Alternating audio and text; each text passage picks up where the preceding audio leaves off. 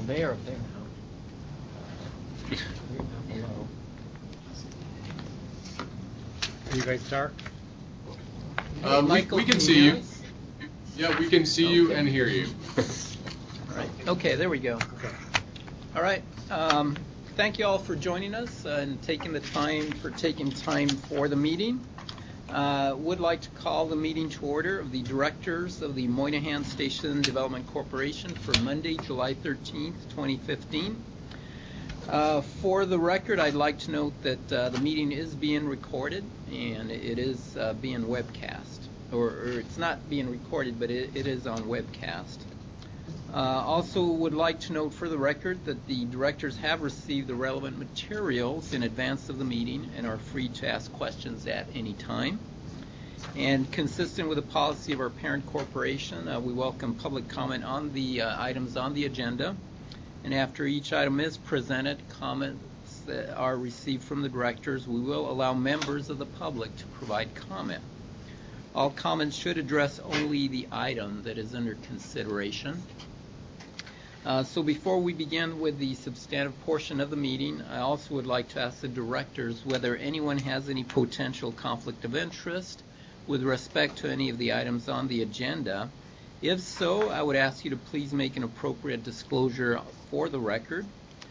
We will then make sure that you may recuse yourself from any discussion or vote with regard to any such item on the agenda.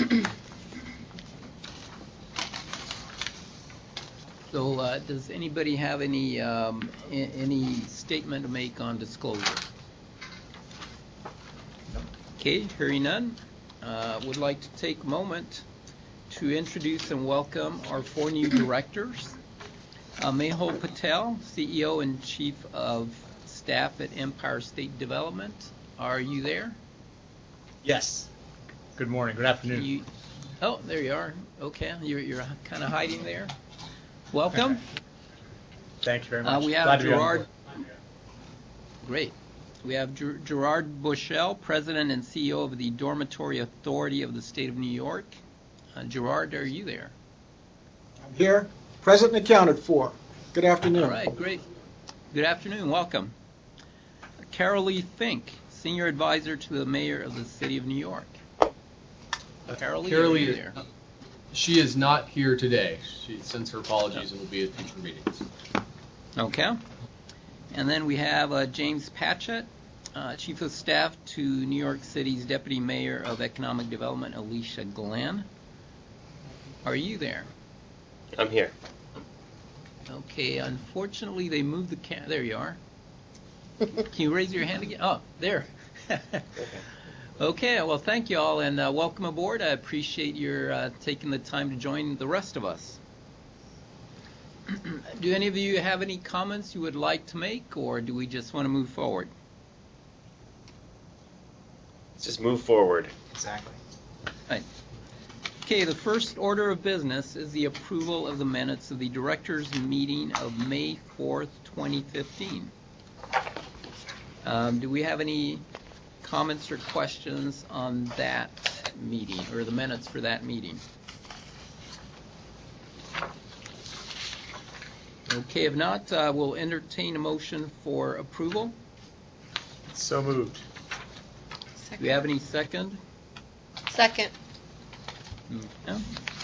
All those in favor, please say aye. Aye. Aye. Do we have any opposed? Okay, motion passes. Thank you. Michael Evans, you will present the next agenda item requesting ratification of actions at the May 4th, from the May 4th, 2015 directors meeting. So I'll turn it over to you, Michael. Thank you, Victor.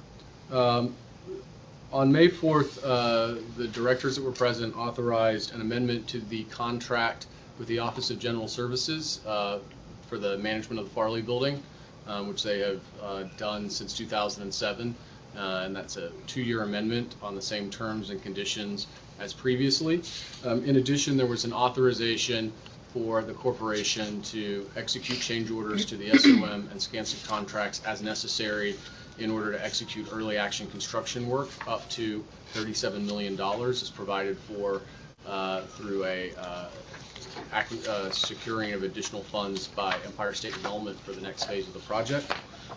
These were both adopted without any reservations by the directors on May 4th, but ESD Legal is requesting ratification of those items by the directors today, since there were only 3 directors present at that meeting. So we'd like to put forward in altogether those items from the May 4th meeting for ratification by the directors today. Happy to answer any specific questions on those items. Could you just go through the 37 million again with just the basics? Because I had a chance to look at it after we talked, and I just a little bit of background. Since we're Certainly. technically approving it. That is the when ESD renewed the mortgage on the Farley building after consultation with the lenders and with the approval of the Public Authorities Control Board. Empire State Development increased the mortgage by $37 million to specifically go towards early action work. This is work that is necessary to advance the next phase of the project, but is also work that would be required no matter what the corporation does with the building, specifically abatement, so certain interior demolition of old post office structures, steel remediation, and water repair damage, and utility relocations. The objective in advancing this work now is that this is a lot of long lead work, and so by advancing it concurrent with final design, we believe we can shave up to a year off the overall construction time frame for the project, and therefore also save substantially on the construction cost for phase 2. The thinking behind making it a change order to the current contract as opposed to rebidding with. We would not be able to do this work under a bidding because of scenario. the timing, I mean. Because of the timing, but also because of the staging area within the in the tight confines of the Farley building. Right. And those are the main. Okay, and there's no procurement reason why you would have to. There was no procurement issues. Just hypothetically, could you do the same for all of phase 2, or? We do not believe so. We plan to rebid for phase 2. I know you plan to, but I mean, like, what's the? A contract of that size. Okay, so it's the scope is Yes. small enough that it fits within the current procurement. From the federal perspective, we wouldn't allow for a sole source, particularly moving into phase 2. Right. Okay, so this is just being purely funded with the increase in the mortgage loan. Yes. And just sorry again, just because I don't have as much context. How do you pay the mortgage loan? The mortgage loan is to be Is it paid current for pay? out of the proceeds from the sale of the air rights and the sale of the building. So thereso there's no current pay interest. No, the interest is capitalized. Okay. Good questions. Thank you. Any other questions? So Michael, do you need a motion, just to make sure we're in line with the attorneys here? Do you need a Yes, motion we for should. ratification? Yes. So moved. Second. Okay, I hear a motion. Do we have a second? Okay. Second. We have a second. All right, thank you. All those in favor, please say aye.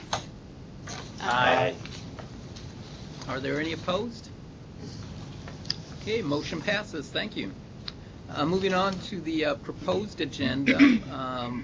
Yes, Michael, you're going to give us a report on the president's report, I guess, the oral report. Yes, Victor, I'm going to, we've made a lot of progress on phase 1. I'm going to turn it over to Kelly Eustace at the Port Authority to talk about the details. But just want to briefly touch on the big highlight, which is achieving milestone number 1 on the phase 1 construction, which is the complete enclosure of the West End Concourse, the completion of all the fireproofing of the steel structure. Really substantial moment, and great that we were able to achieve that on schedule.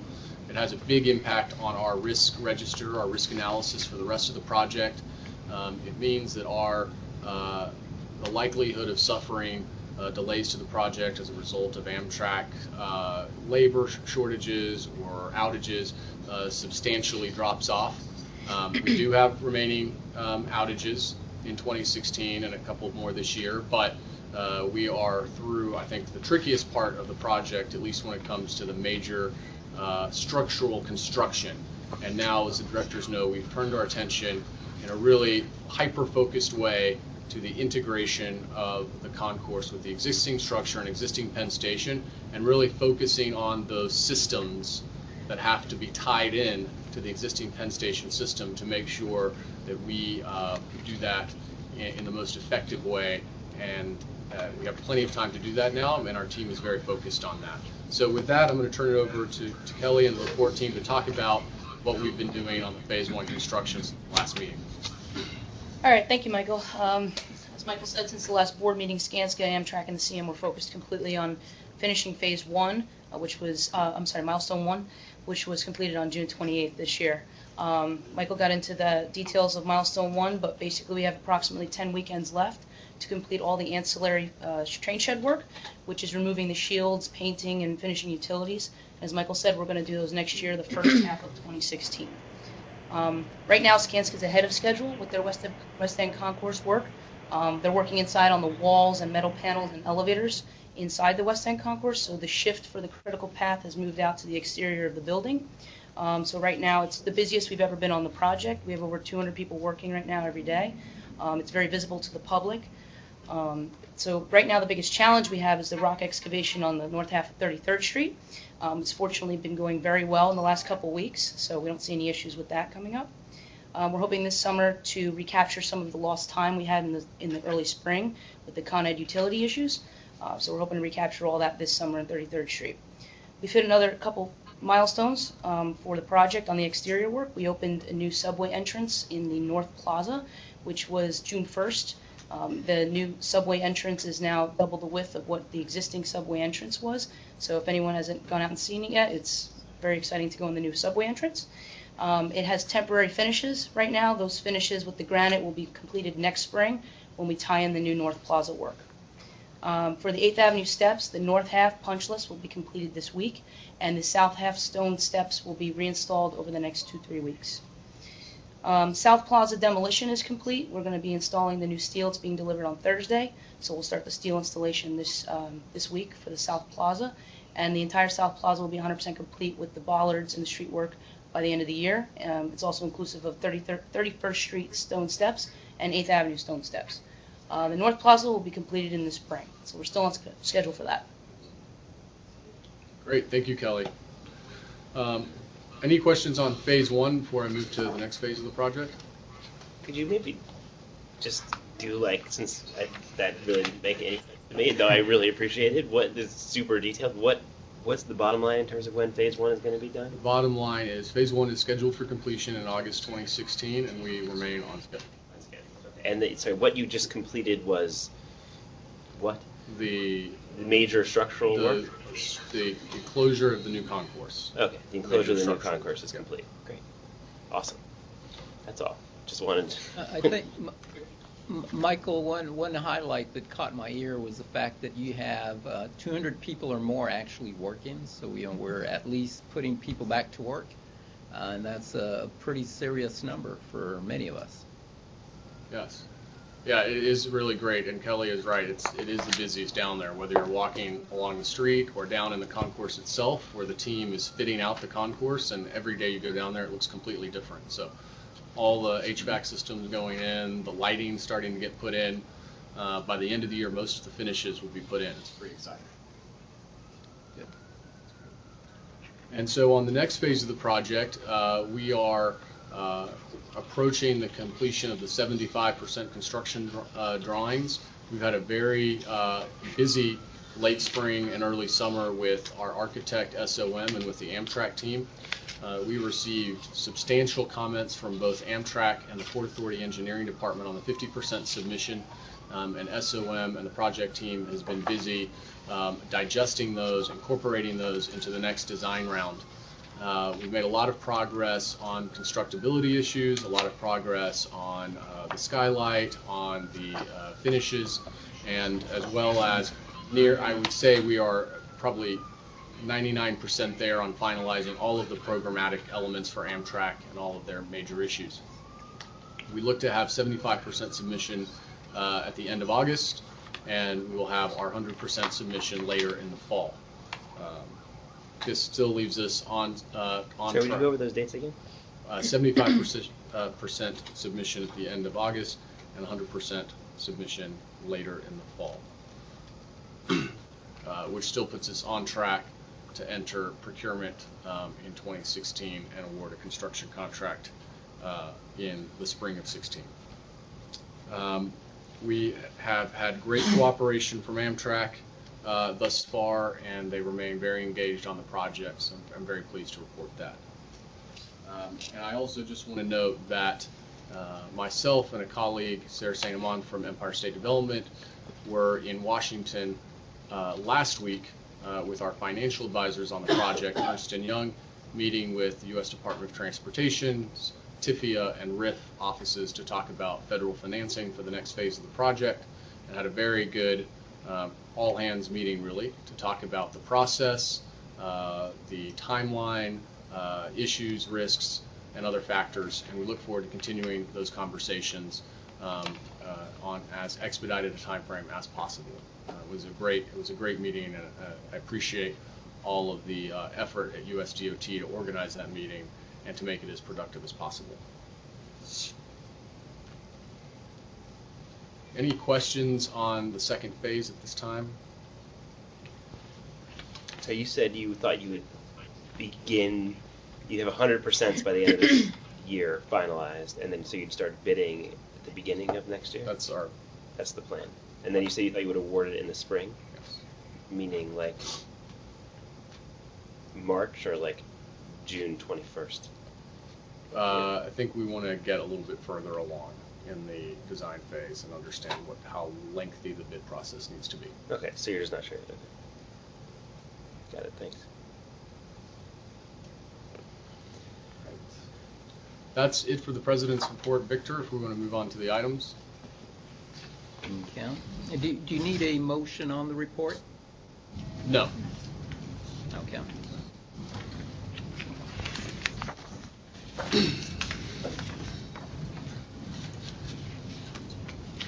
Okay, so moving on to the next item on the authorization to extend project-specific liability. Michael?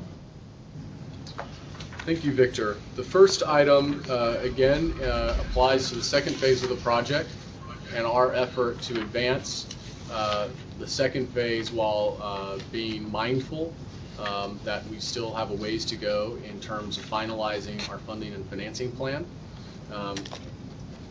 However, we do need to secure professional practice liability coverage for our design consultants.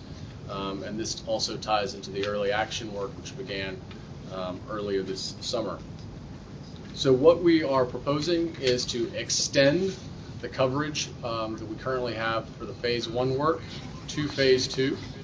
We've developed this approach in consultation with Empire State Development and with Empire State Development's insurance broker, Willis. And Willis, in negotiation with Lexington, who is the carrier for phase 1 PPL policy, has been able to negotiate an exceedingly attractive rate for the next phase of the project. For comparison's sake, for the phase 1 PPL policy, we started out with a rate of just over $15 per $100 in consultant fees. Over time, as the amount of consultant fees increased, but also as our track record on the project continued with a lot of success. 15 per $100? Per $100. That dropped down to just over $8 per 100 in consultant services, and then but the current proposal is now for just over $3 per consultant services for the next phase of the project. So we will lock in this rate for phase 2. However, the carrier has agreed that to structure payments in 2 phases. The initial payment of $1.2 million being due now to cover all of the phase 2 final design work and early action construction work and Port Authority fees. And then the balance of that, just over $2 million, would not be due until the execution of a contract for a construction manager and linked to those fees.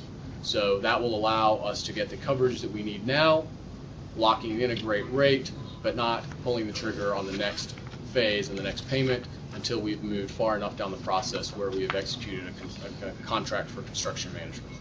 So that is the proposal in front of the directors. If there are any questions, I'm happy to answer them.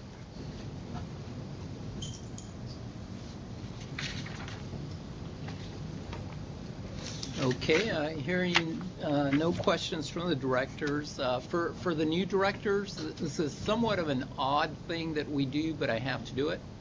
I don't know if there are any members of the public in the room there or on the line, so I do have to call for comments from the public. So hearing none, I will entertain a motion for approval. So moved. Second. Okay. All those in favor, please say aye. Aye. And are there any opposed? Hearing none, motion passes. Michael, let's move on to the next agenda item, the authorization to amend a contract for legal services with Holland & Knight. Thank you. Holland & Knight has been the counsel on the construction contract development for phase 1 of the project. We need to increase the size of that contract so that they can carry out the final year of their support on the phase 1 project, including contract closeout services. However, we are also amending the contract for sufficient funds to carry them through the development of the contract documents for the construction of phase 2. Holland & Knight has performed exceedingly well in their role on Moynihan phase 1. And the partner from Holland & Knight, Rick Rohn, is really a fundamental part of the team and critical advisor to the project, not just in terms of drafting contracts, but also providing really valuable legal and strategic advice as we develop our procurement approach for the next phase of the project and move through contract development and execution. So it's without reservation that I request an amendment to the Holland & Knight contract to increase the amount by $250,000, which will carry Holland & Knight through the phase 2 project. Michael, that's just one question. Is it carried through phase 2 or just like really the next year as we get the construction contract? I see this carrying us most of the way through phase 2. Okay.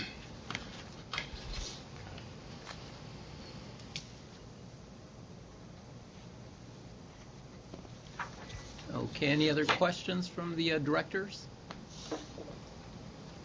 Okay, let me ask for a comment from the public. And hearing none, I will entertain a motion for approval. So moved. Second. Okay. All those in favor, please say aye. Aye. Any opposed?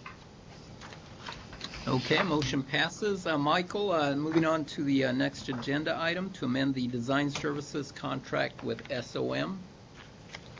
Thank you, Victor. MSDC received, in a partnership with the Port Authority, a grant last year through the Federal Transportation Administration for a resiliency project for the reconstruction and waterproofing of the moats around the Farley building to prevent water penetration into the Penn Station train shed, which is a serious issue at this time. It's a $40 million grant with a $13 million local match. In order to advance the design work on this project, we are asking for an amendment to the SOM contract so that SOM can include the design work for this resiliency project as part of their phase 2 construction documentation. SOM developed the preliminary designs for this resiliency project last year with MSDC and the Port Authority, and it is reasonable to move forward with SOM. It would not make sense to have a different architect at this time, especially since we will see major both time, cost, and logistical synergies by incorporating this resiliency work into the contract documents for Phase 2. So also we have received an incredibly competitive, what would be competitive price from SOM for this work, far below what the Port Authority estimated design work for this work would normally cost. So I'm recommending that we move forward with that amendment at this time. Just over $450,000. The only thing that we've discussed is just making sure, because these are Sandy dollars, just to make sure on the procurement side, check in with FTA. Yes. We're in negotiations, obviously, with transferring those dollars to FRA, but just want to make sure your bases are all covered in that Yep. respect.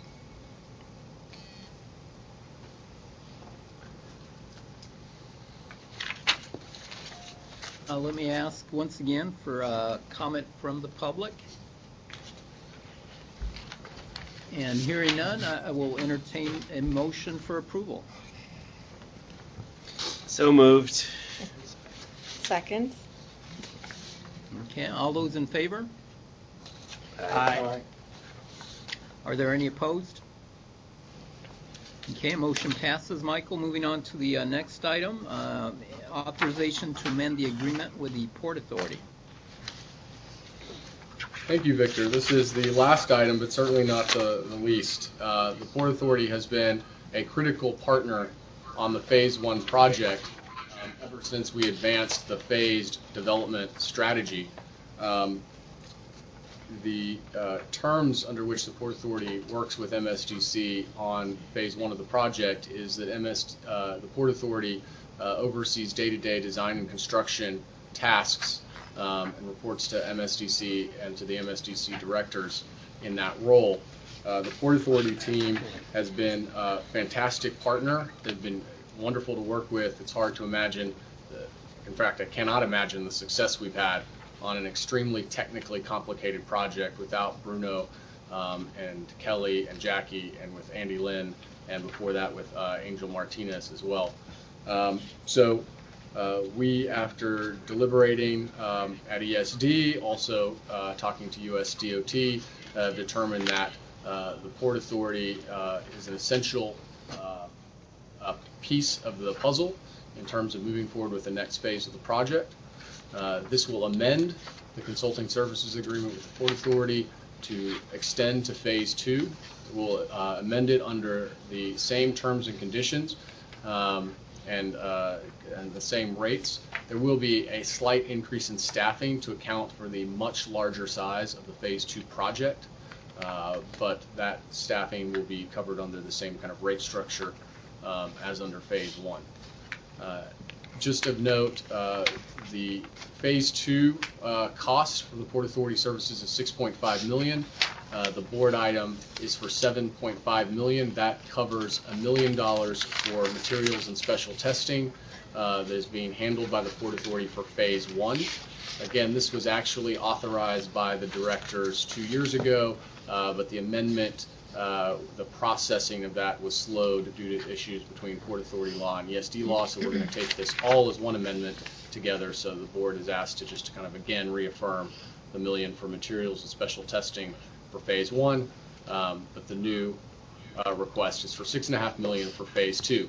Just like we've done with the PPL policy, though, we have been able to negotiate a two-part structure where at this time we will not exceed $1.5 million for Phase 2 costs, for which we have funding, and we will not go beyond that until we have, the directors have executed a general project plan for the next, for Phase 2, and a financing plan that will fund the entire Phase 2 project. So can you just, what is the, so basically the Port Authority is the functioning as your engineering arm, is that? Think of it as an owner's rep. Okay. And you said that this materials say that the Tiger Grant required the Port Authority to be the... It was a condition of the award of the Tiger Grant by the federal government, yes. I see. Okay. So I actually have a couple of questions about this that I haven't really had a chance to go through, and I don't really want to do it right now. Would it be possible for us to do an approval of just the 1.2 or the first first part.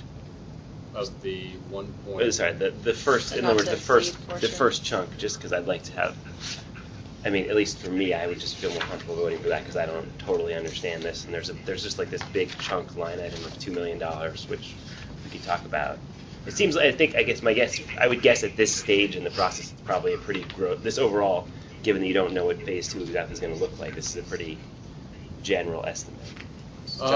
This is based on development of an estimate based on their rates and costs, just as were calculated for phase 1. Okay. So, and the $2 million covers. There's an entire peer review process that the Port Authority is basically managing for the phase 2 design work. Right. So, which covers on-call consultants, outside services brought in to basically review SOM's designs. And provide feedback on those as part of the phase 2 process. So that's included in the cost estimate. Right. I know it's just obviously a very general round number. I'm sure it's really precise, but it leads one to think that it's a pretty general.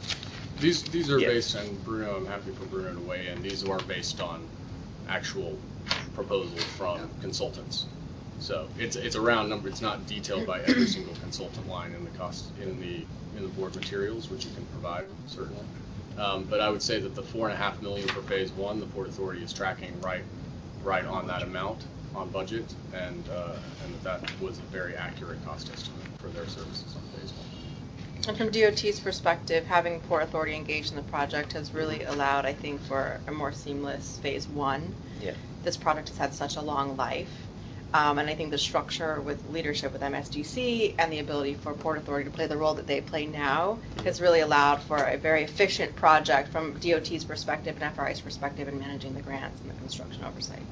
No, that's great. I have no objections to it at all. I'm just because I don't want to go into great detail.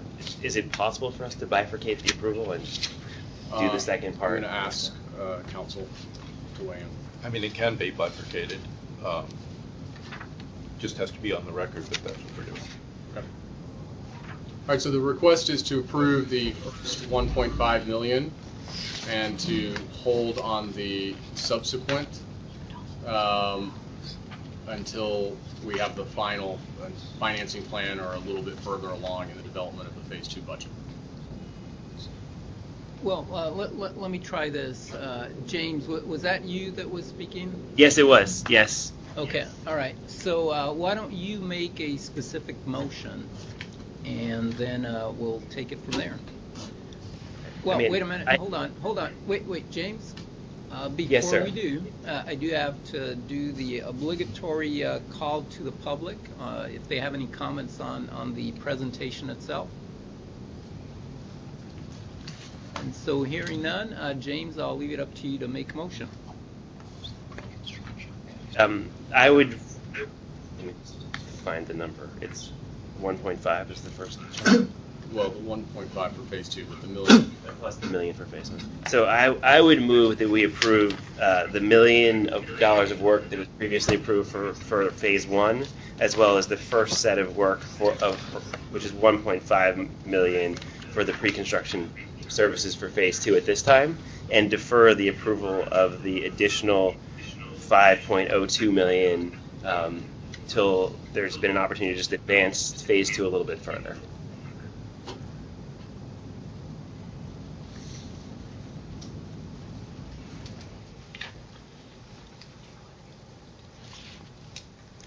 Okay. I just have do one we have question any- Sorry, Victor, Go just ahead. one question, I guess. What is the timing of that then, I guess? So it would be helpful for us to understand when the board would need to act on that additional 5. I think that would happen, it would need to happen no later than the execution of kind of a general project plan.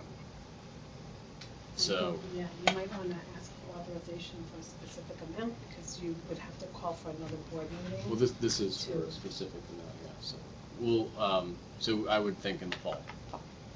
Yeah, I mean, I'd be happy to do it at the next board meeting. I don't have any, I just want to, it's my fault for being new to this. I just wanted to understand the structure a little bit better before we did the full approval. I don't want to hold you up. I presume that this approach allows you to move This will forward carry with us through, without issue through phase 2 final design. Great. Super. Okay, do you have any other thoughts or comments on the motion? Okay, hearing none, I will entertain a motion for approval. So moved. Second. All those in favor, please say aye. Aye. And any opposed? The motion passes. Okay, now I will entertain a motion to conduct an executive session pursuant to paragraph H of subdivision 1, section 105 of the New York State Open Meetings Law, more specifically to discuss real estate negotiation issues relating to the development of the James A. Farley building. So moved. Do we have a second? Yeah, second. Okay. Okay, so let's go into executive session. I think, let me see, somebody has to make sure, Regina, make sure that everybody clears the room before we move further on the agenda here.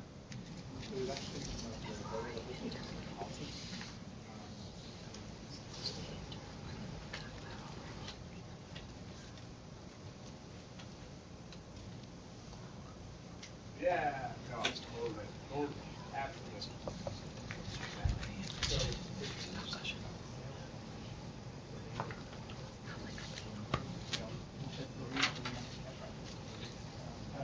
This is going into executive session right now. So we can hold them out and bring them back.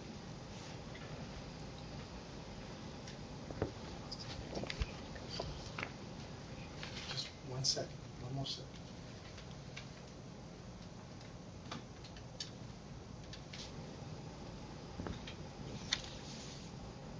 Hopping in on Zoom? No. Oh, definitely.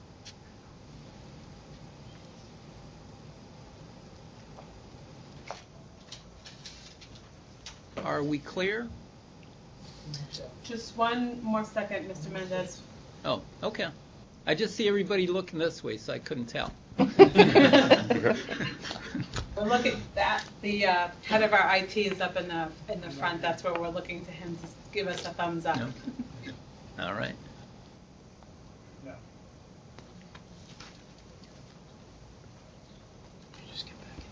Yeah, Gio, they need to go into it. Yes, sir.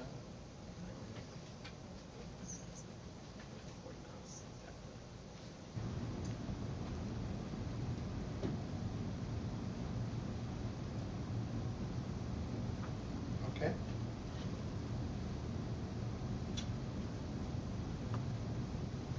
All right, thank you. You're back up, sir. Okay, we are ready to go. Okay. So for the record, I do want to note that no votes were taken during the executive session. And since we don't have any other business, I do want to thank all of you for joining us. To the new members, welcome aboard. And so I would ask for a motion to adjourn the meeting. So moved. Second. Okay, and I'm sure we're all in agreement with that. So meeting is adjourned. Thank you all very much. Thank you.